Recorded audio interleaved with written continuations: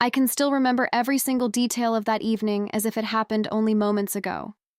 I stood alone in my old childhood bedroom, the same room where I once cried myself to sleep as a frightened 19-year-old girl. Now, 15 years. Later, I was standing in front of the tall antique mirror my grandmother had left me, gently running my hands over the soft, flowing fabric of my champagne-colored rehearsal dinner dress. The dress was modest and elegant, long sleeves with delicate lace detailing, a high neckline, and a gentle A-line silhouette that brushed the floor. It made me feel graceful, feminine, and hopeful. The warm, golden light from the setting sun poured through the sheer curtains, casting a soft glow across my fair skin. I turned slowly from side to side, watching how the fabric moved with me, and I allowed myself a small, genuine smile. My name is Amelia Hart, 34 years old. A woman who had spent the last decade building a quiet, meaningful life as an architect. I design homes that feel like sanctuaries, places where people can feel safe, loved, and protected. Because for so long, safety was something I desperately craved but rarely found. Marcus Reed entered my life like a gentle, steady rain after years of drought. He was tall, with kind hazel eyes that seemed to understand everything without needing many words. His voice was calm and deep, the kind that could quiet the loudest storms inside my mind. He was a civil engineer, successful yet humble, the type of man who remembered small details. How I liked my tea with a touch of honey, how I became anxious during thunderstorms because they reminded me of difficult nights in my past, and how I preferred quiet evenings with books over loud parties. For 2 beautiful years, Marcus showed me what healthy love could look like. He never pressured me about my past. He simply loved the woman I had become. When he proposed under the ancient oak tree in Willow Park, the same tree where we had our first long conversation, my knees felt weak. The sun was setting, painting the sky in soft pinks and oranges. He got down on one knee, took my hand, and said with tears in his eyes, "Amelia, you are my peace. I want to spend every single day making you feel as loved as you deserve. Will you marry me?" I cried. Happy, healing tears. I whispered yes and fell into his arms. In that moment, I truly believed my painful past was finally behind me. My parents, they seemed supportive, at least on the surface. My mother, Eleanor, helped me pick out flowers and even teared up when she saw me trying on wedding gowns. My father, Richard, shook Marcus's hand firmly and called him son during family dinners. They smiled, they laughed, they offered to pay for part of the venue. For the first time in years, I allowed myself to hope that maybe we had finally moved past the old wounds. I had no idea how deeply I was deceiving myself. As I stood there admiring my reflection that peaceful evening, gently touching the soft waves of my auburn hair that fell just past my shoulders, I felt truly happy. I whispered to myself, "This is really happening. You're finally getting your forever." But what I didn't know, what I could never have, imagined in my darkest nightmares, was that my own parents had been secretly meeting with Marcus behind my back for weeks. They had been planting cruel, twisted lies about my past, trying to destroy the one beautiful thing I had left in this world. They told him I had given birth to a child at 19 and heartlessly abandoned her. They called her a bastard child. They painted me as selfish, reckless, and unworthy of a man like Marcus. They wanted him to walk away before the wedding. I had no idea that in less than 48 hours during our beautiful rehearsal dinner surrounded by twinkling lights, white roses, and 200 guests, the truth would walk through the garden gates in the form of a brave, beautiful 15-year-old girl who carried my eyes and my smile. That night would become the most painful and liberating night of my entire life. 3 weeks before the wedding, I started noticing small changes in Marcus. He would zone out during conversations. His goodnight kisses felt slightly distant. When I asked if something was wrong, he would pull me close and say, "Just wedding." Stress, love, I'm so lucky to have you. I wanted to believe him. I needed to believe him.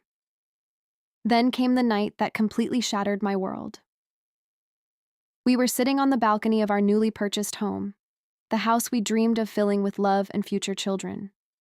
The city lights twinkled below us. Marcus took both my hands in his voice trembling. Amelia, your mother told me something. She said you had a baby when you were 19, and that you abandoned her. The words hit me like a physical blow. My chest tightened, my vision blurred. I felt the blood drain from my face. He continued, repeating the devastating story my own mother had fed him in private. That I had gotten pregnant by some worthless boy, gave birth, and walked away, without ever looking back. She told him I was ashamed of my past and had hidden it because I was selfish and dishonest. She even suggested there might be more secrets I was keeping. I sat there in complete silence for what felt like forever, tears streaming down my face. The pain was beyond anything I had ever experienced. This wasn't just betrayal. This was my own parents weaponizing the deepest, most private grief of my life. The real truth was so different, so much more heartbreaking. At 19, I fell, deeply in love with a young man my parents violently disapproved of. When I discovered I was pregnant, they gave me an ultimatum that still haunts me. Give the baby up for adoption or we will cut you off completely. No money, no home, no support. I was terrified, broke, emotionally destroyed, and completely alone. With a heavy, shattered heart, I chose adoption, but I never abandoned her. I held my daughter against my chest for hours after she was born. I memorized every tiny feature of her face. I whispered promises to her through my tears. I wrote her a letter on every single birthday for 15 years. I prayed for her every night. I carried that quiet, aching love and grief silently in my heart, believing I had done the best thing possible for her future. I had planned to tell Marcus everything during our honeymoon. I wanted to show him the carefully kept box of letters. I wanted to explain from a place of safety and love. Instead, my parents had twisted my greatest pain into something ugly and shameful. That same night, I drove to my parents' house in pouring rain. The confrontation was brutal. My mother sat on the living room couch, cold and composed, and said without a trace of remorse, "We're only protecting Marcus, Amelia. He deserves to know what kind of woman you really are." My father added, "Better he finds out now than after you. Trap him with marriage." I left their house completely broken. I cried so hard in my car that I could barely see the road. The betrayal from my own flesh and blood cut deeper than any romantic heartbreak ever could. For days afterward, I barely ate. I barely slept. I questioned everything: my worth, my past, my right to happiness. But in the depth of that darkness, something powerful began to shift inside me. I made a quiet decision. I would not cancel the wedding. I would not run away in shame. I would let the truth come out, on its own terms. The rehearsal dinner was breathtaking. Twinkling fairy lights hung between the trees like captured stars. Long tables dressed in white linen and fresh roses glowed under the soft evening sky. Soft music played in the background. Marcus stood beside me, still shaken but choosing to trust. My parents sat at the head table looking pleased, convinced their plan had worked. Then, the moment everything changed. A beautiful 15-year-old girl with my exact green eyes and soft auburn hair walked into the garden. She wore a simple navy dress. Her adoptive mother stood supportively behind her, holding her hand. The entire garden fell into stunned silence. She looked directly at me, her voice trembling with emotion. "Are you Amelia Hart? The one who wrote me all those letters every year?" Tears flooded my eyes. My legs felt weak, but I stepped forward. In front of 200 guests, including Marcus and my parents, I told the full, honest truth with a trembling but clear voice. I spoke about carrying her for 9 months, about holding her after birth, about the impossible decision I had to make as a scared 19-year-old with no support, about the letters I wrote every single year, about how I never stopped loving her. Then I turned to my parents and said with quiet strength, "You tried to destroy my happiness with a cruel lie. You called my daughter something shameful. But here she stands, strong, loved, and brave enough to find me. Your control over my life ends tonight. My mother's face turned ghostly white.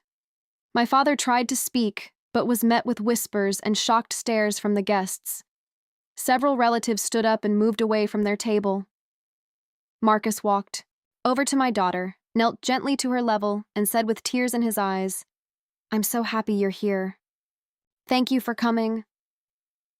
Then he pulled me into his arms and whispered, "I'm sorry. I love you. We're going to be okay." The wedding took place 2 days later, more emotional and beautiful than I ever imagined. My daughter sat proudly in the front row.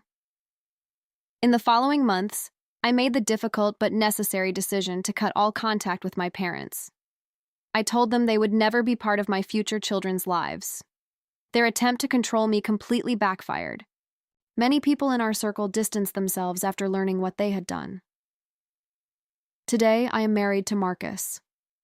We have a respectful, growing relationship with my daughter and her adoptive family.